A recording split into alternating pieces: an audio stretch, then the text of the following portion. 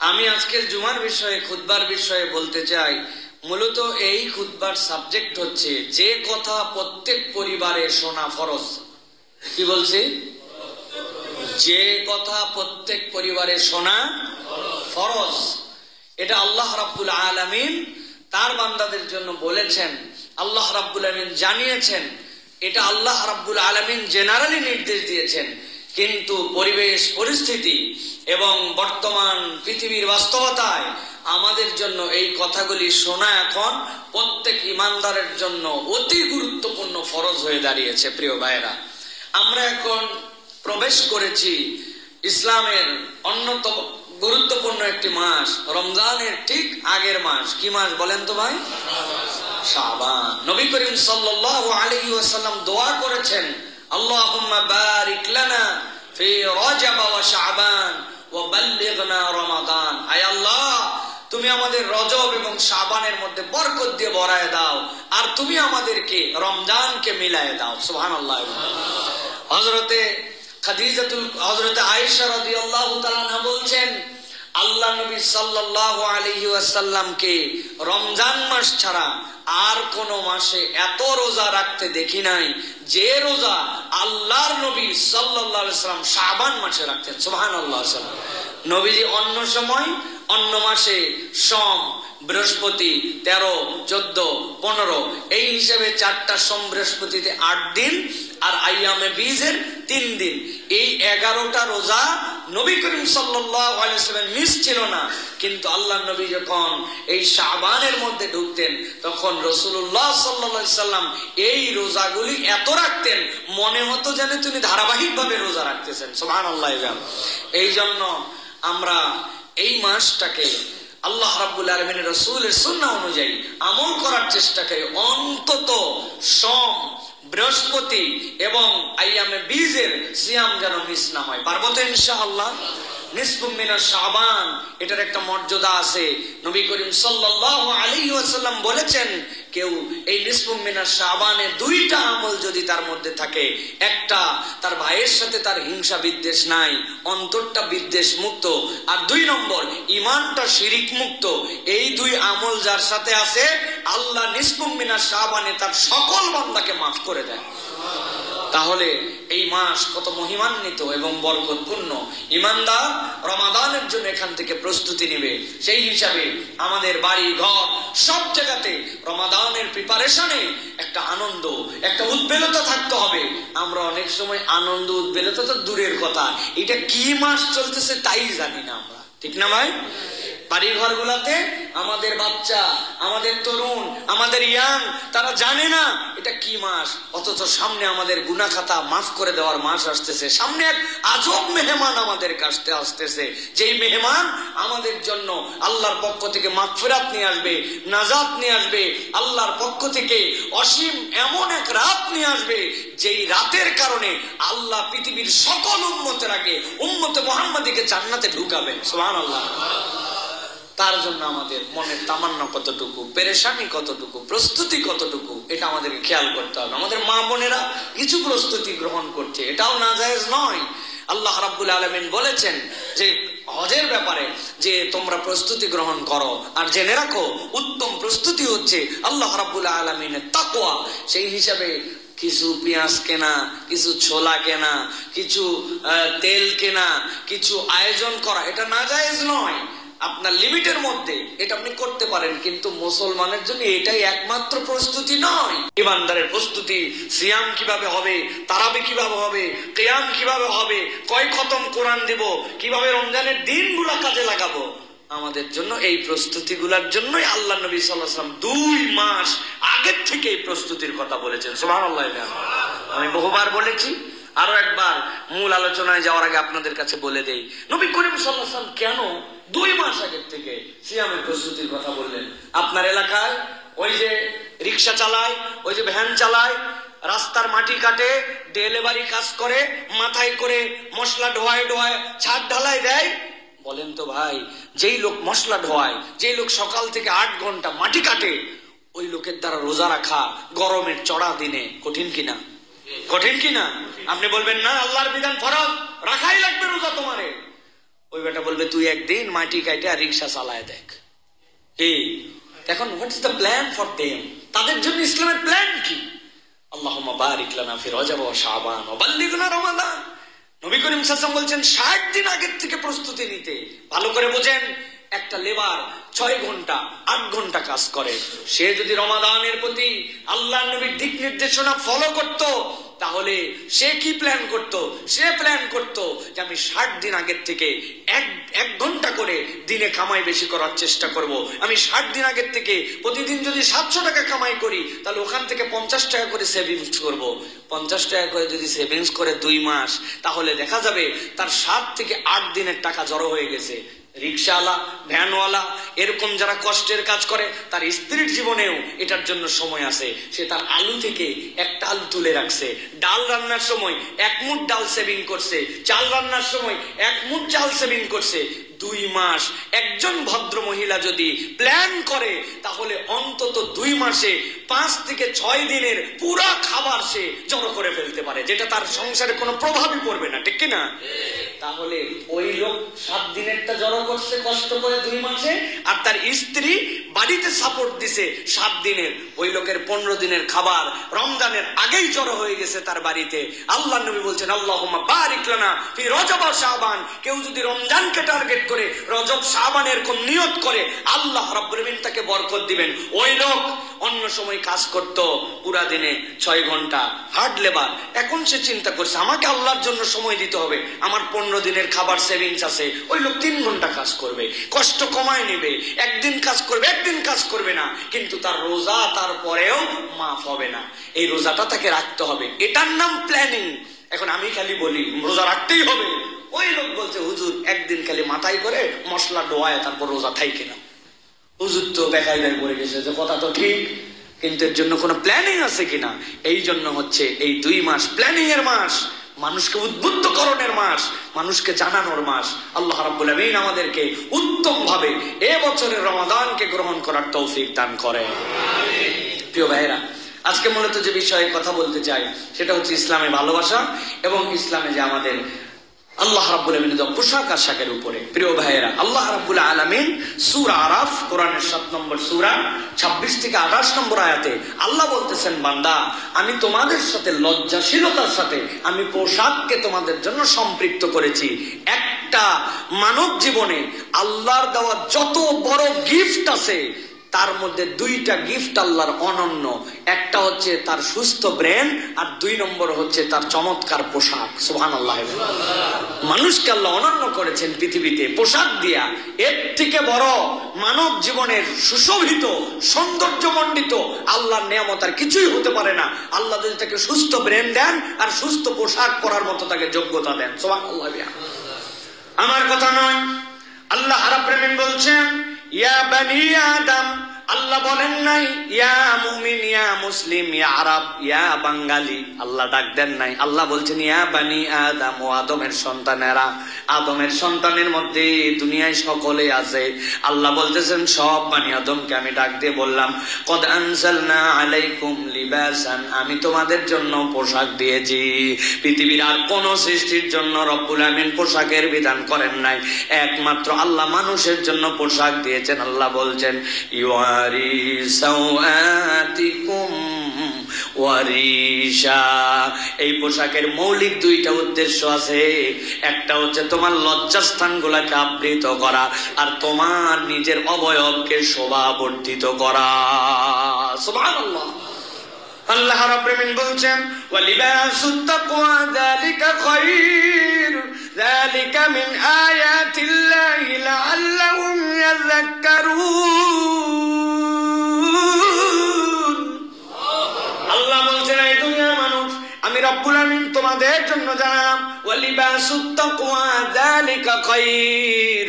তুমি যেই পোশাক পরো উপরে ওই পোশাক হয়তো দুনিয়ার মানুষের জন্য তোমাকে শোভাবর্ধন করে, লজ্জার হেফাজত করে, তবে তোমার আভ্যন্তরীণ একটা পোশাক আছে, ওইটা হচ্ছে খোদা ভীতির পোশাক, আল্লাহ ভীতির পোশাক, তাকওয়ার পোশাক।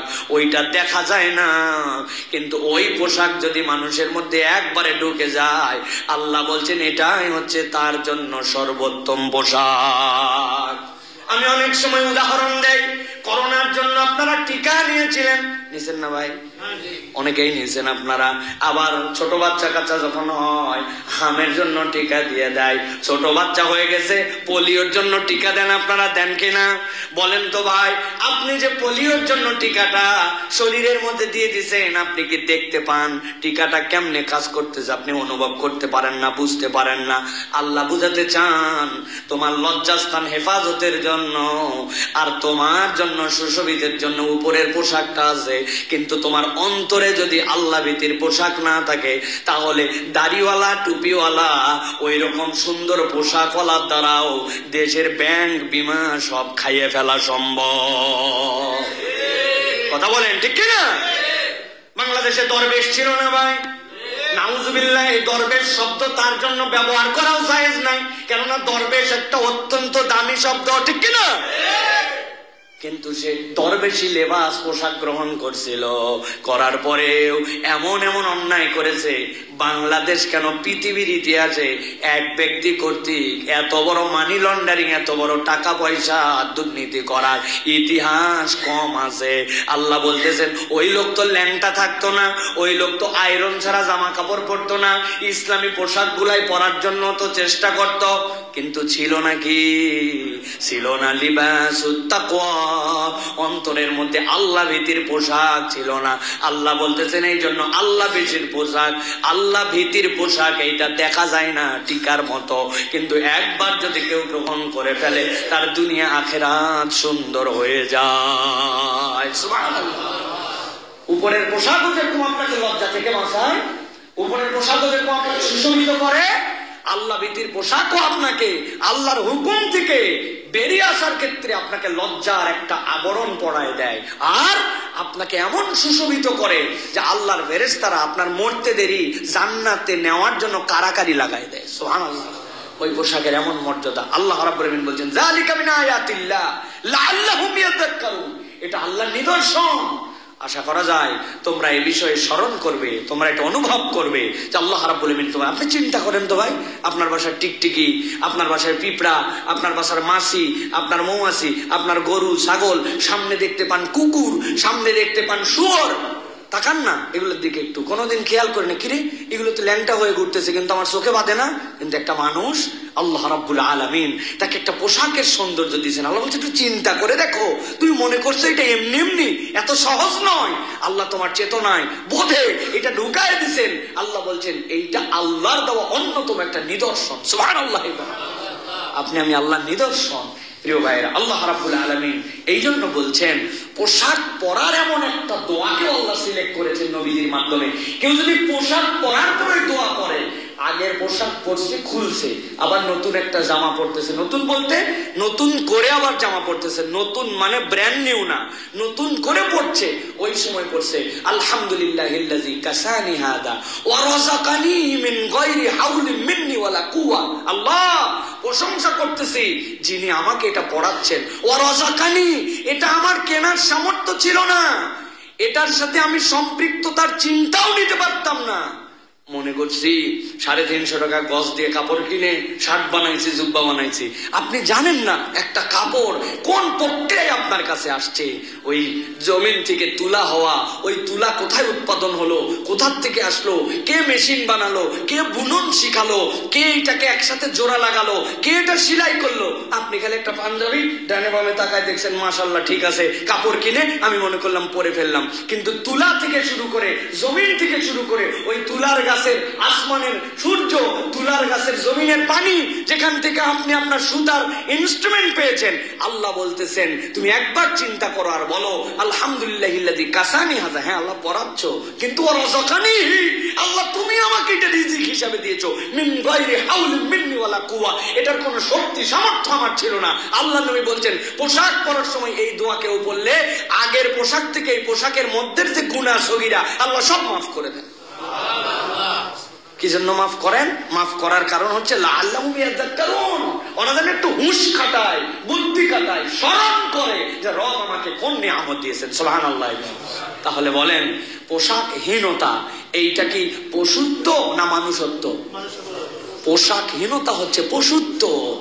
এটা হচ্ছে মানুষ ছাড়া সব পোশাকহীন, আর একমাত্র মানুষ হচ্ছে পোশাকওয়ালা। সুবহানাল্লাহ। আল্লাহ রাব্বুল আমিন বলছেন, ইয়া বনি আদম লা ইয়াফতিনান্নাকুমুশ শাইতান, সাবধান ও বনি আদম সাবধান। আল্লাহ বলছেন তোমাদেরকে যেন ফিতনায় ফেলতে না পারে শয়তান। কামা আখরাজা আবাওয়াইকুম মিনাল জান্নাহ, তোমাদের আব্বা আম্মাকে যেরকম জান্নাত থেকে শয়তান ধোঁকা দিয়ে বের করে দিয়েছিল। কি তার প্রজেক্ট ছিল? আল্লাহ বলছেন ইয়ানসিউ আনহুমা লিবাসাহুমা, তাদের শরীর থেকে সে পোশাক খুলায় ফেলবে, এটাই তার একমাত্র টার্গেট ছিল। আর পোশাক খোলানোর কারণ ছিল লিইউরিয়াহুমা সাওআতিহিমা, তারা যেন দুইজনের লজ্জাস্থান দেখে ফেলতে পারে। আল্লাহ বলতেছেন ওই বিবস্ত্র করার প্রজেক্ট, ওই শর্ট পোশাক পরার প্রজেক্ট, ইসলাম আপনাকে যে নির্দেশনা দিচ্ছে সেইটা শয়তানের পক্ষ থেকে বাঁচার জন্য। আল্লাহ বলছেন শয়তান চায় তোমাকে পোশাকহীন করার জন্য, আর আল্লাহ তোমাকে আল্লাহর বিধানের পোশাক দিয়ে সুশোভিত করতে চান। সুবহানাল্লাহ। আল্লাহ বলছেন শয়তান যেন তোমাদেরকে ধোঁকায় ফেলতে পারে না। আল্লাহ বলছেন ইন্নাহু ইয়ারাকুম হুয়া ওয়া কাবিলুহু মিন হাইসু লা তারাউনাহুম, তার যত বংশ আর তার যত চেলা চামুন্ড তারা তোমাদেরকে দেখতে পায়, তুমি তাদেরকে দেখতে পাও না। আপনাকে বিশ্বাস করতে হবে, কথা ঠিক কিনা? এখন আল্লাহর কথা আপনি যদি বিশ্বাস না করেন তাহলে আপনার তো মিলল না। কতবার আপনাদেরকে আমি বলছি না, এমন কোন আলোচনা নেই যে আলোচনায় বলি না। আমরা বলি আমানতু বিল্লাহি ওয়া মালাইকাতিহি ওয়া কুতুবিহি, বলেন না আপনারা? মানে কি আশহাদু আল্লা ইলাহা ইল্লাল্লাহ আর আমানতু বিল্লাহ, এটার পার্থক্যটা আলেম ওলামার কাছে যাই বুঝে নেবেন। আশহাদু মানে সাক্ষ্য দেই, আর আমানতু বি মানে আমি মেনে নিলাম।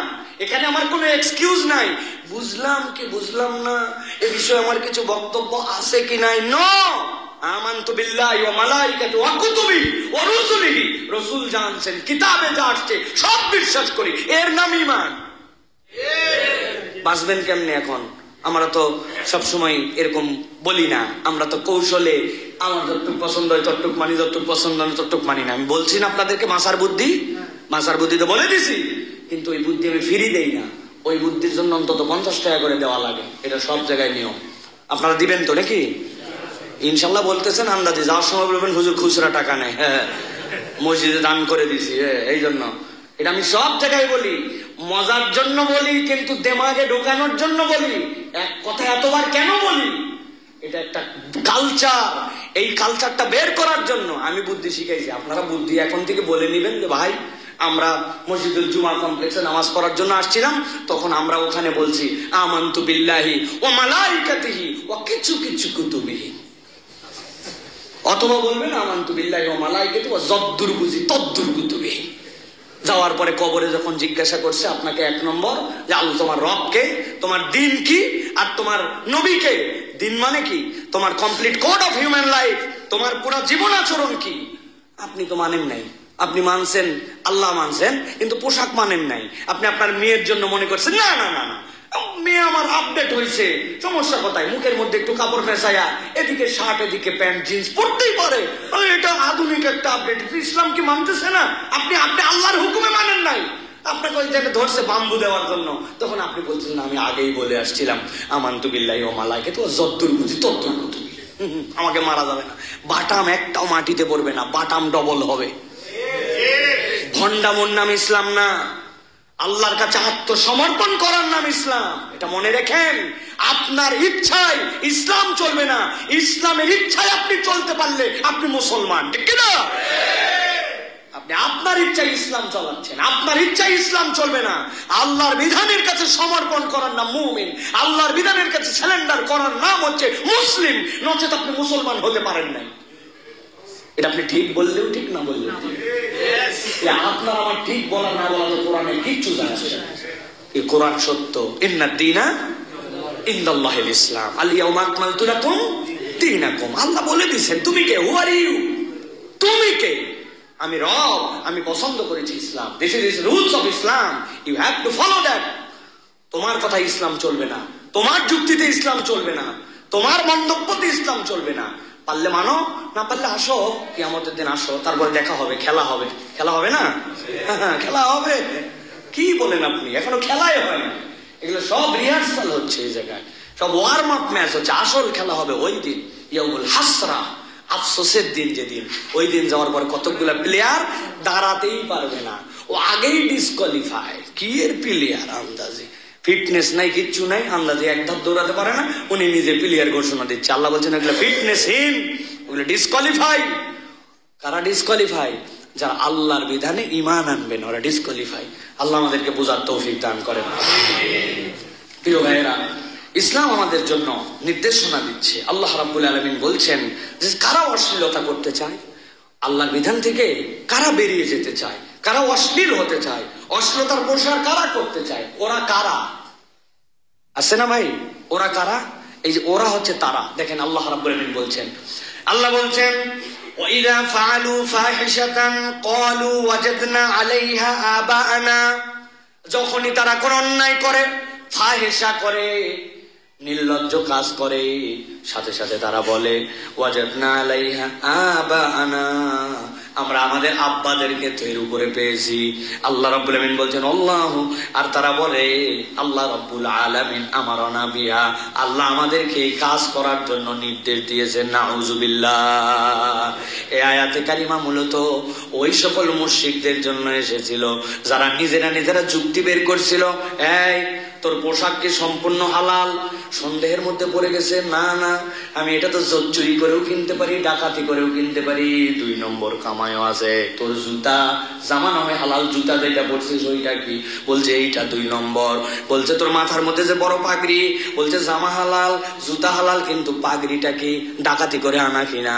এই জন্য ওরা বিধান বানালো, আমরা আল্লাহর ঘরের পাশ দিয়ে যেহেতু ঘুরবো, এখন আমার কত হালাল কত হারাম এইটা নিয়ে তো ঘোরা যায় না, সবগুলা কাপড় চুপুর কোনার মধ্যে জোড়া দিয়া রেখে দিয়া জমা করে ল্যাংটা হয়ে হয়ে আল্লাহর ঘর তাওয়াফ করে।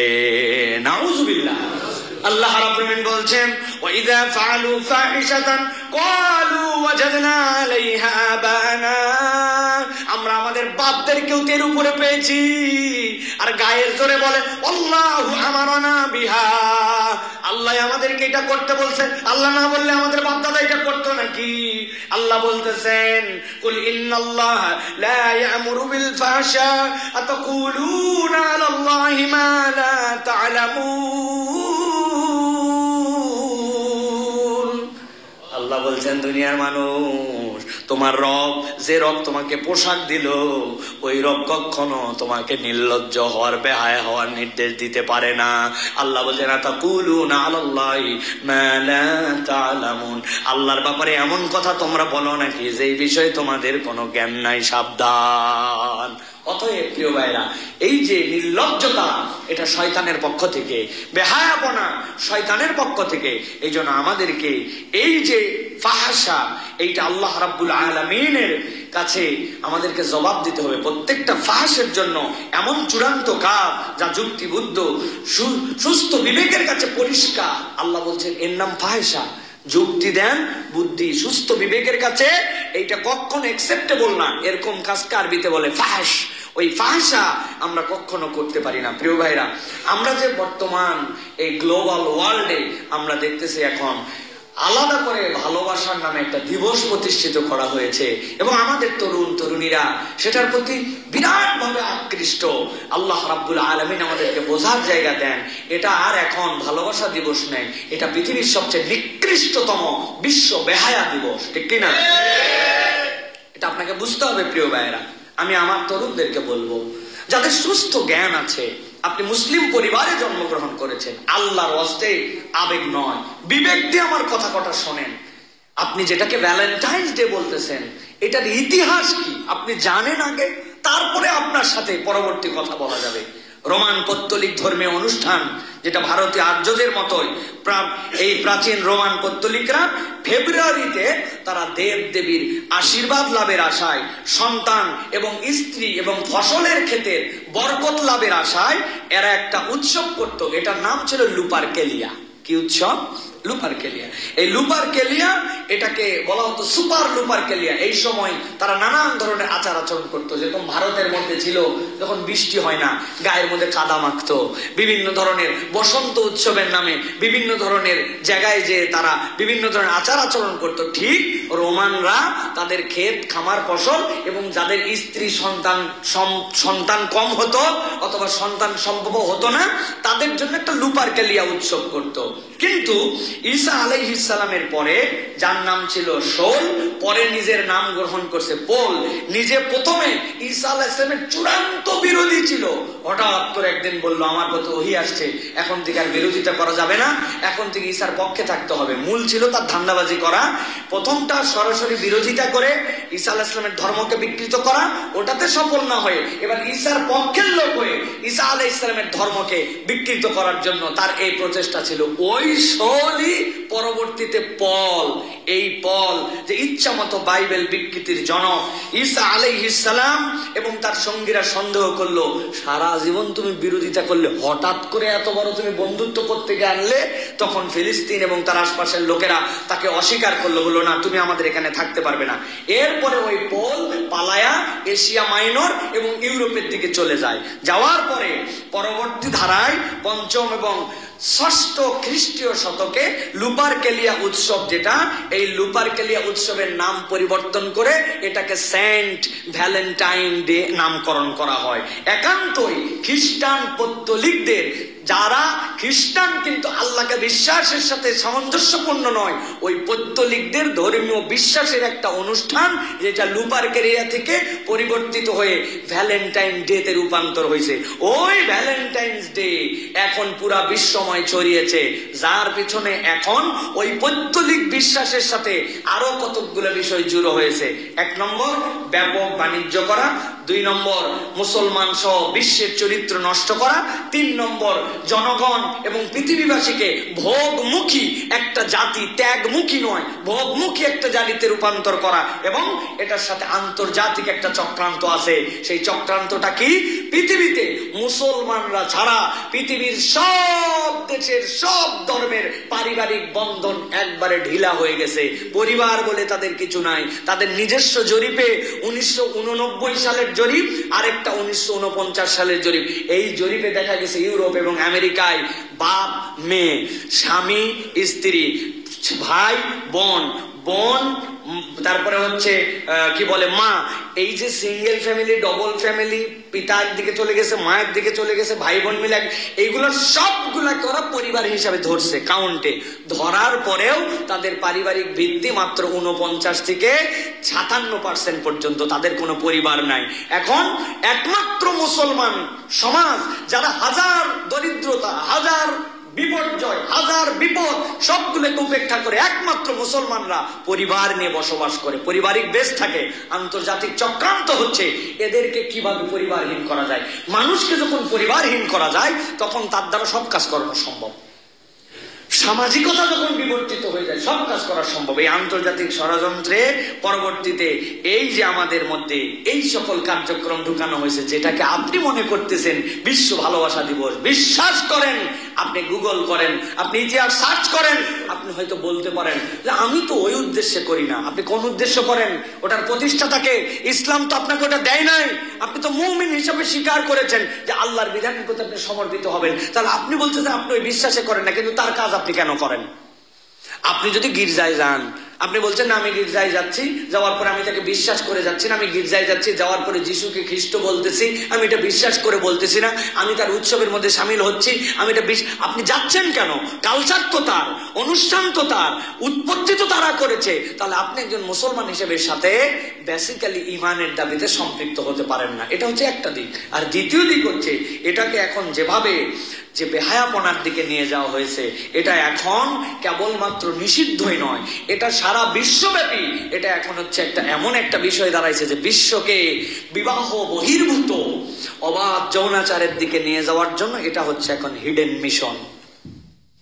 আপনি বিবাহর সাথে যে ভালোবাসা, যে সম্পর্ক, যে পারিবারিক ভিত্তি, এটা নষ্ট করবেন আপনি কি দিয়ে? কোনো কিছুতে নষ্ট করা সম্ভব নয়। একমাত্র সম্ভব বিবাহ পূর্ববর্তী এইটাকে ভালোবাসার নাম দিয়ে এইটাকে জেনা ব্যভিচারের সমাজকে সয়লাভ করে দেওয়া। এই জন্য আমি বলবো প্রিয় তরুণ, প্রিয় ভাইয়েরা, বিয়ের আগের সকল সম্পর্ক পৃথিবীর সকল আসমানি গ্রন্থে হারাম ছিল। এখন সেইটাকে বৈধতা দেওয়ার জন্য এখন আমাদের সমাজ যেরকম ভাবে ফিতনা ছড়াচ্ছে, এখান থেকে যদি আমরা আমাদের সমাজকে বাঁচাতে না পারি তাহলে আল্লাহ রাব্বুল আমিনের গজব যেরকম আসবে, ঠিক আগামীর বাংলাদেশ ভয়ঙ্কর পরিণতির দিকে যাবে। কতগুলো এজেন্ডা বাস্তবায়নকারী দল এর সাথে সম্পৃক্ত হয়ে আছে। তারা মুসলমানের তাহজিব তামাদ্দুন যেখানে, তাদের বিরোধিতা সেখানে। ইসলামপন্থীরা যা বলবে ওদের তার উল্টা বলা লাগবে, এটা হচ্ছে তাদের মিশন হয়ে দাঁড়িয়েছে। আমরা তাদেরকে সতর্ক করতে চাই, বারবার আপনাদেরকে সতর্ক করা হয়েছে। আপনারা কাছে আসার গল্প নাম দিয়া নানান ধরনের প্রজেক্ট বের করে আপনারা যেভাবে অসভ্যতা মুসলমানদের পরিবারের মধ্যে ছড়াচ্ছেন, আপনারা যদি এখান থেকে নিজেদেরকে সরিয়ে না নেন, আপনাদের শুভবুদ্ধির উদয় না হয়, তাহলে আমরা সর্বাত্মক গণমুখী তাদেরকে আমরা বয়কটের ডাক দিতে বাধ্য হব, ঠিক কিনা? এবং মুসলমানদের এটা করা সম্ভব।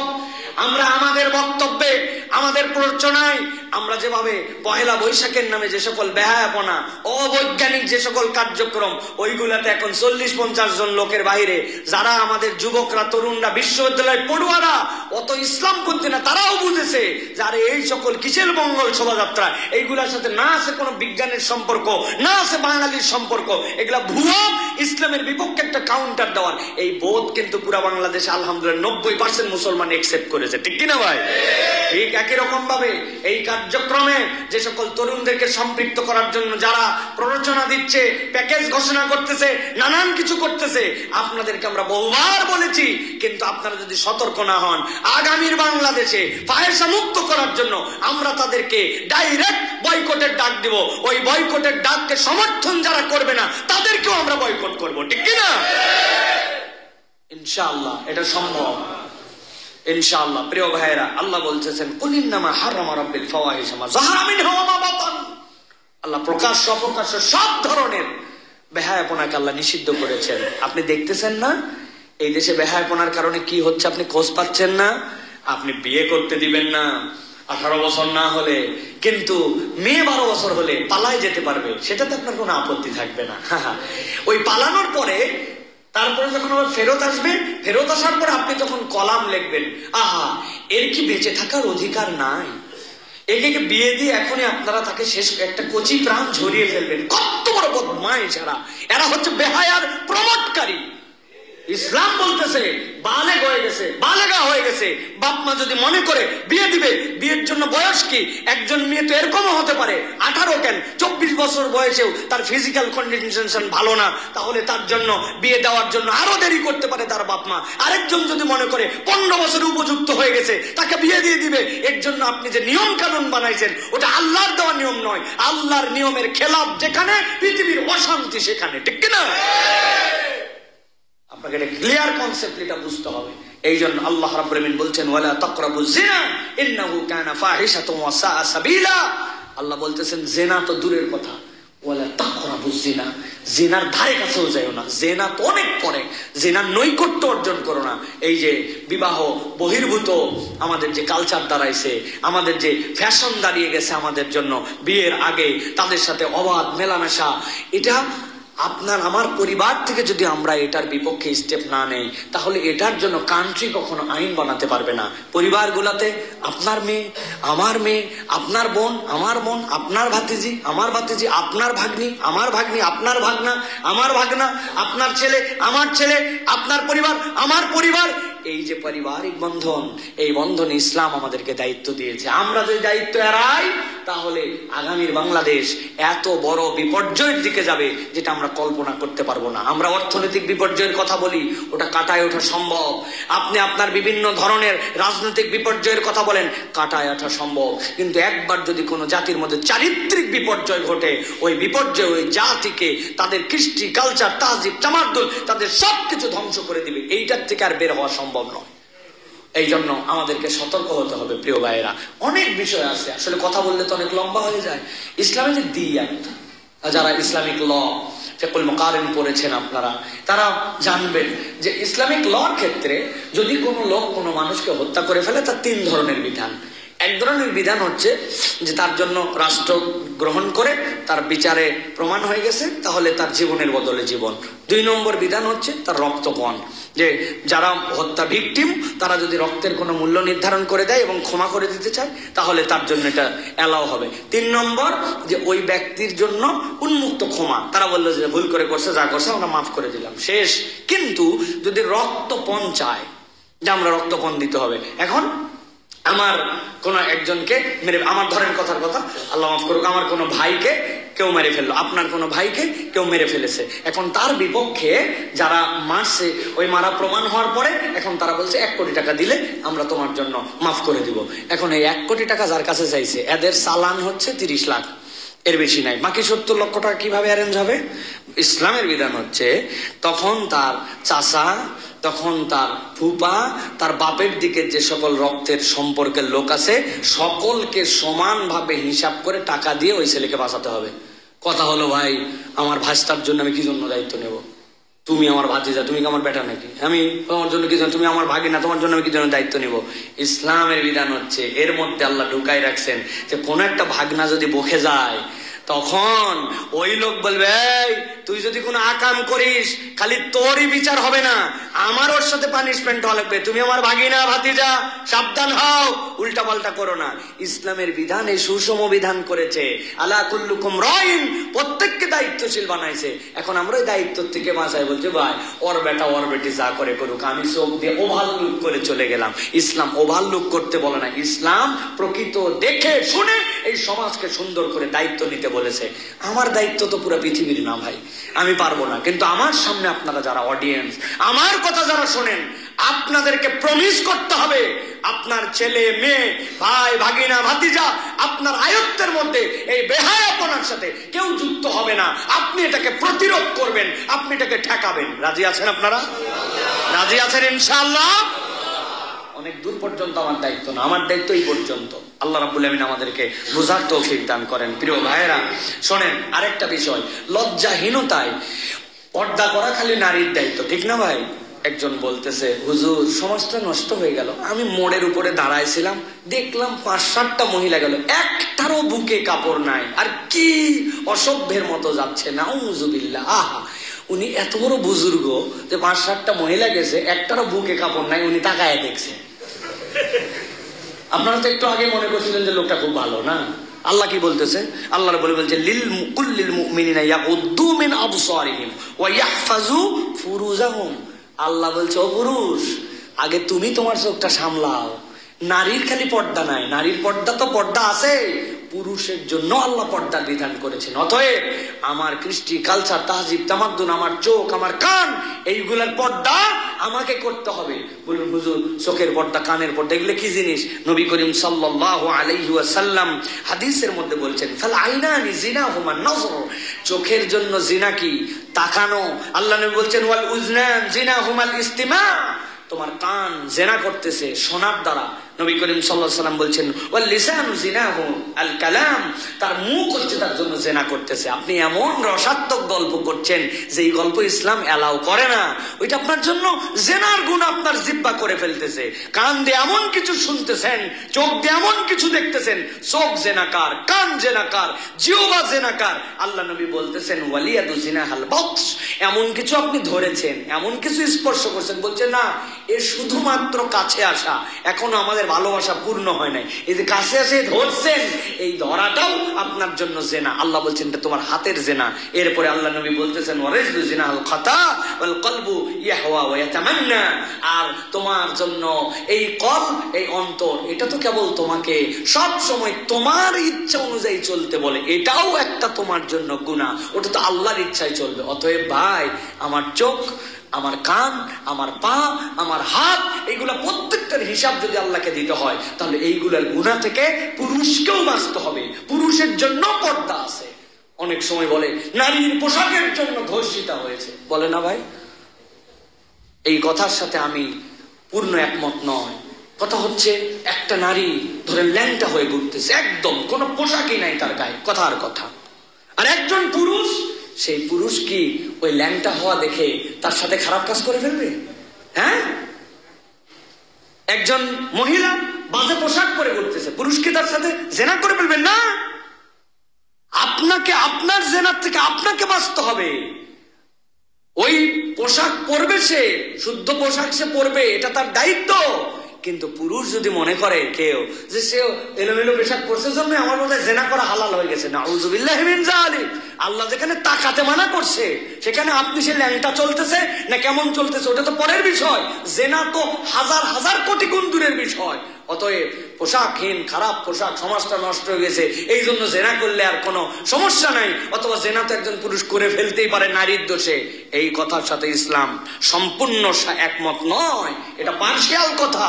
পুরুষকেও তার চরিত্র দিয়ে হেফাজত করতে হবে। ওয়া লিবাসুত তাকওয়া যালিকা খায়র, আল্লাহ বলছেন ওই পোশাক তোমার জন্য লাগবে। সাহাবায়ে কেরামের সাথে নারী রেখে দিছিল না, পরে তারা কি বলছে, এগুলো কি পাথর না মানুষ? ওইটা কোন পোশাক দিয়ে আটকাইছিল ভাই? ওইটা কিভাবে তিনি নিজেকে হেফাজত করলেন? লিবাসুত তাকওয়া।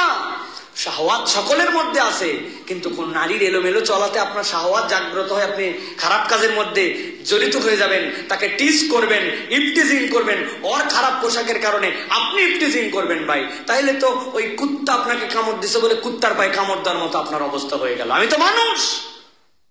অতএব পুরুষকে সম্বরণ করতে হবে, এখান থেকে বেঁচে থাকার জন্য চেষ্টা করতে হবে, তাকেও বাঁচতে হবে। তবে সুষম সমাজের জন্য নারী পুরুষের উভয়ের এই জায়গাতে কন্ট্রিবিউশন লাগবে। আল্লাহ আমাদেরকে বোঝার তৌফিক দান করে। একটা হাদিস বলে শেষ করে দিব। নবীজি বলছেন, পৃথিবীতে এমনি এমনি কোন মহামারী আসেনি, মহামারী আসার কারণ আছে। আল্লাহ নবী বলছেন, লাম তাযহারুল ফাহিশাতু ফি কওমিন কাত্তু হাত্তা ইউ'লিনু বিহা ইল্লা ফাশা ফীহিমুত তাউন। যে কোনো মহামারী তখন আসে ওই সমাজের মধ্যে যার জন্য কোনো ওষুধ খুঁজে পাওয়া যায় না, যেটা মানুষকে মানুষ শেষ করে দেয়, ততক্ষণ পর্যন্ত আসে না, যতক্ষণ পর্যন্ত সমাজের মধ্যে ফাহেশাটা উন্মুক্ত না হয়ে যায়। লজ্জার কোনো বালাই নাই। ভাই এই হাদিসের মানে বুঝছেন? আহারে, আগে ক্রিকেট খেলা দেখছি 10-15 বছর আগে, চাচা গ্রামের মুরব্বী তাদের সাথে একসাথে খেলা দেখতেছি, দেখতে দেখতে হঠাৎ করে একটা অ্যাডভার্টাইজ আছে। ওই অ্যাডভার্টাইজের মধ্যে কিছুই নাই, ট্যালকম পাউডার, তারপরে কি কি একজন নারী শাড়ি পরে, কিন্তু এই শাড়িতেও তার কতকগুলা অঙ্গ মনে হচ্ছে যেন বোঝা যাচ্ছে। ওইটা দেখে চাচার সাথে দেখা যায় না, তখন ভিন্ন কারণে মুখ নামায় নিয়ে অন্য কথা বলা লাগে কৌশলে। উনিও বুঝতেছে তারা দুইজন চাচা ভাস্তা, গ্রাম পাড়া সম্পর্কে, বড় ভাই ছোট ভাই দেখতে পারে না ওই দৃশ্য। আর এখন এমন বেহায়া দৃশ্য, শ্বশুর শাশুড়ি, ছেলে ছেলের বউ, মেয়ে মেয়ের জামাই এবং ছোট নাতিদেরকে নিয়ে বলতেছে, ওয়াও হোয়াট এ ড্যান্স। বাপরে, দাদা জিজ্ঞাসা করতেছে, নানু ডু ইউ এনজয়? বলছে yes yes yes, very beautiful. ওরে বাপরে বাপ, তাহলে আমাদের মধ্যে থেকে লজ্জাহীনতা কোথায় চলে গেছে? কি ভাই, কোন জায়গায় নেমে চলে গেছে আমাদের লজ্জাহীন? আল্লাহ নবী বলতেছেন, হাত্তা ইউলিনু বিহা ইল্লা ফাশা ফীহিমুত তাউন ওয়াল আওজা আল্লাতী লাম তাকুন মাদাত ফি আসলাফিহিম আল্লাযীনা মাদাউ। তাদের অতীতের কোন জাতির মধ্যে এই রকম কোন মহামারী আসে নাই, যেই মহামারী আল্লাহ তোমাদের মধ্যে লজ্জাহীনতার কারণে ঢুকায় দিবে। নাউযুবিল্লাহি মিন যালিক। একটা ধাক্কা খাইছি না আমরা, করোনার ধাক্কা খাইছি না? আল্লাহ রাব্বুল আলামিন এরকম ধাক্কা দিতে পারেন কিনা একবার চিন্তা করেন, যে এমন ধাক্কা যে খানায় কাবার পাশে তওয়াফ করার লোক নাই। ধাক্কা মানে কি আপনি শুধু এইটুকু বুঝেন, বাকিগুলো বলেন, খানায় কাবারটা বলেন না কেন? অমুক হয়ে গেছে, তমুক হয়েছে, আমেরিকা অচল হয়ে গেছে, ব্যবসা বন্ধ হয়ে গেছে, কাবার পাশে তওয়াফ করা বন্ধ হয়ে গেছে। আপনি আসেন কোথায়? শাস্তি কাকে বলে? ফেরেশতারা তওয়াফ করছে, জিনেরা তওয়াফ করছে, তওয়াফ বন্ধ হয় নাই, কিন্তু কোনো মানুষের তাকদীরে ওখানে যাওয়ার মতো সুযোগ হয় নাই, বন্ধ হয়ে গেছিল। আল্লাহ এর চেয়ে বড় শাস্তি কি দিয়েছেন আপনার আমার জন্য? অতএব প্রিয় ভাইরা, এখান থেকে আমাদেরকে বাঁচতে হবে। আল্লাহ বলছেন, ইন্নাল্লাযীনা ইউহিব্বুনা আন তাশিআল ফাহিশাতু ফিল্লাযীনা আমানু লাহুম আযাবুন আলীমুন ফিদ দুনিয়া ওয়াল আখিরাহ। আল্লাহ বলতেছেন, যারা মুসলমানদের মধ্যে এরকম বেহায়াপনা ছড়াই দিতে চায়, আমি আল্লাহ বললাম দুনিয়া আখিরাতে তাদেরকে লাঞ্ছিত করে আযাব দিয়ে আমি রব্বুল আমিন তাদেরকে দেখাই দেব। প্রিয় ভাইরা, অতএব আপনার আমার জীবনে এই যে অভাব, এই যে আমাদের জন্য বরকতহীনতা, এই যে আমাদের জন্য কি জানি চাই, চাওয়া মেলে না, সব পাওয়ার পরে আমার অন্তর ভরে না। এই যে আল্লাহ রাব্বুল আলামিন আমাদের মধ্যে যে শাস্তি দিয়েছেন, এই যে আমাদের জন্য ফ্রাস্ট্রেশন, হতাশা, এই যে আমাদের জন্য ডিপ্রেশন, এগুলো কিসের থেকে আসছে? হিসাব করে দেখেন, পরিবারগুলো লজ্জাহীন হয়ে গেছে, বেহায়া পরিবার হয়ে গেছে। ছোট্ট ছোট্ট বাচ্চাদের মধ্যে মেয়েদেরকে ছেলেদের পোশাক পরায় ঘুরাচ্ছে, এমন আপডেট বানায় দিছে, পিচ্ছি পিচ্ছি মেয়ে, পিচ্ছি পিচ্ছি ছেলে, তাদের মধ্যে কোনো শালীনতার বোধ নাই, কেমন জানি আপডেটেড জেনারেশন বানায় ফেলছে। লজ্জাহীন হওয়ার কারণে পরিবারগুলো আমাদের আযাবে গজবে ভরে যাচ্ছে। কথা বলেন। আল্লাহ আমাদেরকে বোঝার তৌফিক দান করুক, আল্লাহ আমাদের এখান থেকে বাঁচার জন্য তৌফিক দান করুক। প্রিয় ভাইয়েরা, আসুন আমরা পরিবার থেকে হেফাজত করি, আমরা আমাদের পরিবারকে দায়িত্ব নিয়ে এখান থেকে আমরা বাঁচার জন্য চেষ্টা করি। প্রিয় ভাইয়েরা,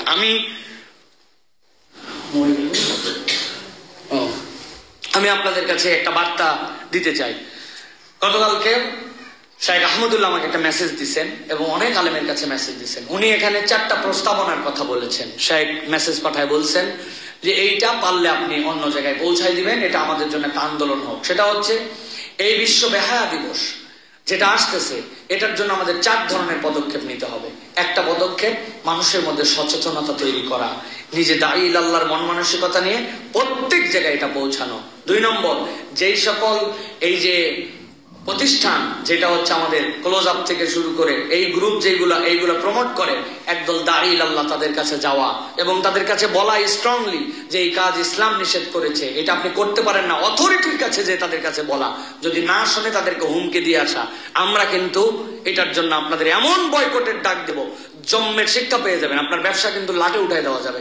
অতএব আপনারা শুধরায় যান, সোজাটাও বলতে হবে, বুঝাইও দিতে হবে। 3 নম্বর, কতগুলো লিফলেট বিতরণ করা। আমরা ভিডিও পোস্টের নিচে লিঙ্ক দেওয়া থাকবে, যে কেউ ওইখান থেকে ওটা ক্লিক করে আপনি 10টা প্রিন্ট দেন, দোকান থেকে দিয়ে 10 জন মানুষের কাছে পৌঁছায় দেন যে না ভাই এটা করতে পারো না। 4 নম্বর, আমরা শুধু এখান থেকে ওয়াজ করলাম, এই ওয়াজ তো সকলের কাছে পৌঁছায় না ভাই। সব যদি আমাদের ওয়াজ শুনতো তাহলে তো দুনিয়া পরিবর্তন হয়ে যেত। প্রিয় ভাইরা, এই ওয়াজই তো তারপর পর্যন্ত যায় না, ও তো আমাদের ভিডিও দেখলে স্কিপ করে চলে যায়। তাহলে এই যে পাবলিক ইউনিভার্সিটি, প্রাইভেট ইউনিভার্সিটি, হাজার হাজার ছেলে মেয়ে, ফিজিক্যালি তাদের কাছে দাওয়াত নিয়ে যাওয়া, তাদের কাছে পৌঁছানো, ইউনিট বাই ইউনিট ওলামায়ে কেরাম ভাগ হয়ে পুরা দেশে ক্যাম্পেইন করা। সর্বশেষ খতিব, ইমাম এবং প্রত্যেক মসজিদে একটা 5 থেকে 7 সদস্যের একটা দায়ী টিম থাকবে, যে আজকের ডেট থেকে আগামী 3-4 দিন মহল্লার মধ্যে আমরা ওয়ার্ক করব। আমরা পারি না? আমার শুকুর ভাই, আমার মুয়াজ্জিন, আমার ইমাম সাহেব, আমার 2 জন আরো দায়িত্বশীল, যে আপনার যে ফ্ল্যাটে থাকেন প্রত্যেক ফ্ল্যাটে গেছে, ভাই এই বেহায়া দিবস আপনার পরিবার থেকে যেন এরকম কোনো জায়গায় বের না হয়, এটা যেন অ্যাভয়েড করা হয়। এটা কোনো ইসলামিক কালচার নয়। এই দাওয়াত গুলা তাদের কাছে ছড়ায় দেওয়া। আর সর্বশেষ, মানুষের মধ্যে এইটার কনসেন্ট্রেশন বৃদ্ধির জন্য সভা, সেমিনার, বিভিন্ন জায়গায় যেগুলো প্রোগ্রাম হচ্ছে ওইগুলাতে গঠনমূলক কথা বলে মানুষকে বোঝানো। মানুষকে খেপায় দিয়ে মানুষের চরিত্র হনন করে আগানো যায় না, বরং ভালোবাসা দিয়ে বুঝাইয়া এই মানুষদেরকে ফেরানো সম্ভব। এই কাজগুলি আমি আমার বার্তাটা প্রকাশ করলাম, আপনারা আপনাদের জায়গা থেকে এটাকে স্প্রেড আউট করার জন্য চেষ্টা করেন। আল্লাহ আমাদেরকে এই পদক্ষেপ নিয়ে এই অপসংস্কৃতি থেকে আমাদেরকে যেন হেফাজত করেন। আল্লাহুম্মা আমিন। যারা শুনতেছেন, যারা আপনারা দেখতেছেন, যারা এগুলো বার্তা পাবেন, শেয়ার করেন, ছড়ান, জানান, ব্যক্তিগত পর্যায়ে দায়িত্ব নেন। আল্লাহ আমাদেরকে বোঝার জন্য তৌফিক দেন। বলেন আল্লাহুম্মা আমিন।